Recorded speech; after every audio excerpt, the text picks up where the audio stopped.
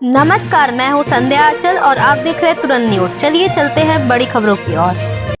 बड़ी खबरें sponsored by child progressive school Asnabad Jhumitaliya Koderma.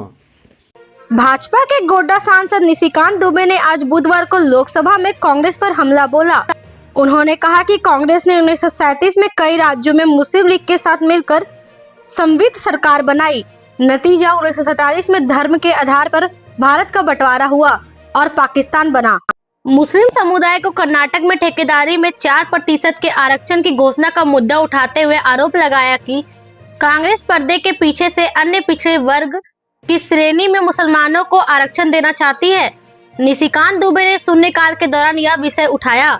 इस पर संसदीय कार्य राज्य मंत्री अर्जुन राम मेघवाल ने कहा कि दुबे ने जो भावना व्यक्त की है उस बारे में संबंधित मंत्रालय को अवगत करा दिया जाएगा।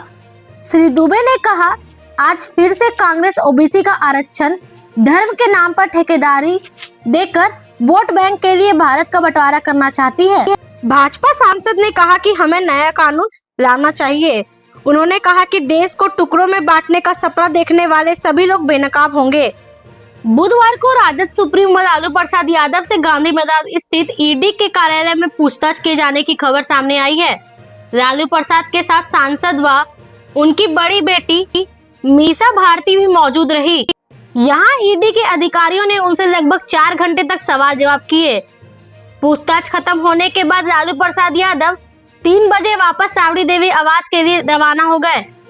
पूर्व सीएम लालू प्रसाद यादव के ईडी कार्यालय पहुंचने से पहले ही समर्थक कार्यालय के सामने जुट गए और नारेबाजी करने लगे। जानकारी के लिए बता दें कि इससे पहले कल मंगलवार को लालू यादव की पत्नी राबड़ी देवी और बड़े बेटे तेज प्रताप यादव से भी पूछताछ की गई थी। ईडी सूत्रों से मिली जानकारी के अनुसार ईडी की टीम ने लालू प्रसाद यादव को सवालों की एक सूची सौंपी, जिस पर उनसे जवाब तलब किया गया।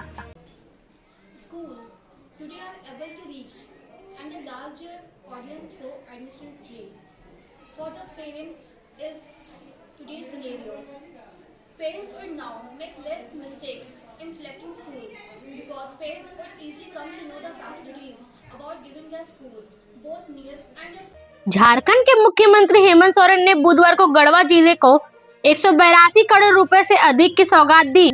उन्होंने 182 करोड़ 73 लाख 8 हजार रुपए की विभिन्न योजनाओं का उद्घाटन एवं शिलान्यास किया। बंसीधर महोत्सव के मौके पर उन्होंने बड़ा तोहफा दिया है। सीएम ने कहा कि राज्य सरकार ने बंसीधर महोत्सव का पैमाना बढ़ाने का संकल्प लिया है। अब यह महोत्सव राजकीय महोत्सव के रूप में मनाया जा रहा है। बाबा बंसीधर का आशीर्वाद आप सभी पर बना रहे। इस महोत्सव को इस सरकार ने राजकीय महोत्सव का दर्जा दिया था। उन्होंने आगे कहा कि आने वाले वर्षों में गढ़वा को सरकार कई विकास योजनाओं का तोहफा देगी। गढ़वा के नगर उंटारी में आयोजित राजकीय श्री बंसीधर महोत्सव 2025 को संबोधित करते हुए उन्होंने ये बात कही। बता दें कि इससे पहले हेमंत सोरेन ने गढ़वा के श्री बंसीधर मंदिर में वैदिक मंत्रोच्चार के बीच विधिवत पूजा अर्चना कर झारखंड वासियों की सुख समृद्धि शांति खुशहाली एवं उन्नति की कामना की। नागपुर में हुए हिंसक झड़प के दौरान पुलिस पर हमले को लेकर महाराष्ट्र के मुख्यमंत्री सख्त नजर आ रहे हैं। उन्होंने पुलिस पर हमला करने वालों को कड़ी कार्रवाई करने का ऐलान किया है। बुधवार को विधानसभा सत्र के दौरान मुख्यमंत्री ने इस घटना को सुनियोजित साजिश करार देते हुए कहा कि यदि हमलावरों को उनकी कब्र से भी निकालना पड़े तो वह भी किया जाएगा, मगर उन्हें बख्शा नहीं जाएगा। महाराष्ट्र के सीएम ने बताया कि हिंसा के दौरान करीब 80 लोगों की भीड़ ने पुलिस पर पत्थरबाजी की थी। इस हमले में एक पुलिस अधिकारी पर कुल्हाड़ी से हमला किया गया, जबकि 3 डिप्टी कमिश्नरों पर भी हमला हुआ। उन्होंने बताया कि कुछ मकानों को जानबूझकर निशाना बनाया गया और एक डीएसपी पर कुल्हाड़ी से हमला हुआ।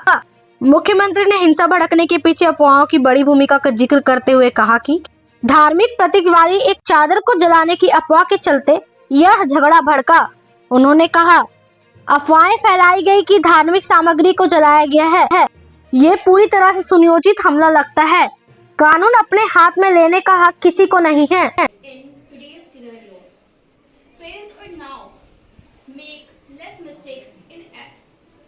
selecting schools because parents would easily come to know of the facilities being given by schools, both near and afar. Thanks in ABP News for this novel innovation.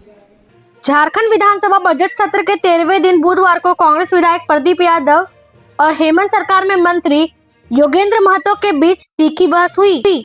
Pradeep Yadav ने सदन में ग्रामीण स्वच्छता मिशन के तहत ई रिक्शा खरीद बिक्री में हुई गड़बड़ी का मुद्दा उठाया। विधायक ने कहा कि ई रिक्शा खरीद बिक्री में बड़े पैमाने पर घोटाला हुआ है। अंत में मंत्री सुदीव्य सोनू को मामले में बीच बचाव करना पड़ा। विधायक प्रदीप कुमार यादव के सवालों का जवाब देते हुए योगेंद्र कुमार महतो ने स्वीकार किया कि ई रिक्शा की खरीद बिक्री में गड़बड़ी हुई है। उन्होंने कहा कि जेम पोर्टल के माध्यम से 43 पंचायतों के लिए 104 ई रिक्शा खरीदी गई थी। वित्तीय अनियमितता की सूचना मिलने पर सरकार उड़न दस्ता का गठन कर जांच कर रही है। जांच रिपोर्ट सामने आने के बाद सरकार दोषियों पर कड़ी कार्रवाई करेगी। इस पर प्रदीप यादव ने कहा कि जांच पूरी हो चुकी है, सरकार इस रिपोर्ट को सार्वजनिक करे और इसकी जांच मुख्य सचिव स्तर के पदाधिकारियों से कराए। Today's scenario. Parents would now make less mistakes in selecting schools because parents would easily come to know of the facilities being given by schools, both near and afar. Thanks in अभी के लिए इतना ही, फिर मिलेंगे बड़ी खबरों के साथ। तब तक के लिए नमस्कार।